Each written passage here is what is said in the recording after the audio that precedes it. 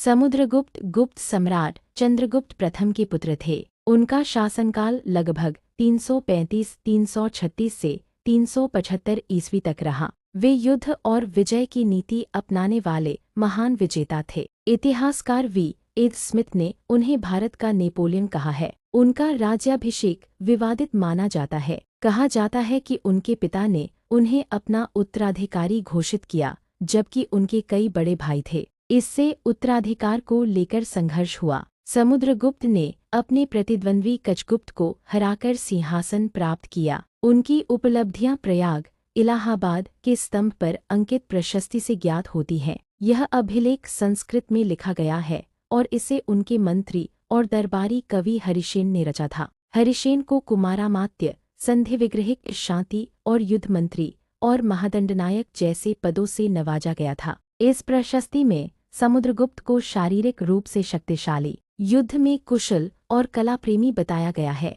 समुद्रगुप्त की विजय नीति ने पूरे भारत उपमहाद्वीप में उनका प्रभाव स्थापित किया। उन्होंने उत्तर में नेपाल और पंजाब से लेकर दक्षिण में कांचीपुरम तक अपना प्रभुत्व फैलाया। उन्होंने कुषाणों, शक, मुरुंडों और श्रीलंका जैसे दूरवर्ती क्षेत्रों पर भी नियंत्रण स्थापित किया। प्रशस्ति में समुद्रगुप्त के विरोधियों को 4 वर्गों में बांटा गया है। पहला, जिन्हें हराकर उनके राज्य अपने साम्राज्य में मिला लिए गए। दूसरा, सीमांत राजा, जो बिना युद्ध के ही उनकी अधीनता स्वीकार कर लेते थे। तीसरा, पराजित शासक, जिन्हें उन्होंने फिर से अधीनस्थ बनाकर गद्दी पर बैठा दिया। चौथा, दूरवर्ती शासक, जिन्होंने राजदूत भेजकर समुद्रगुप्त को सम्राट के रूप में स्वीकार किया। पहली श्रेणी में गंगा यमुना दोआब के राज्य आते हैं, जहां उन्होंने 9 नाग शासकों को हराकर अपने साम्राज्य में मिला लिया। दूसरी श्रेणी में पंजाब और पश्चिम भारत की 9 गणराज्य तथा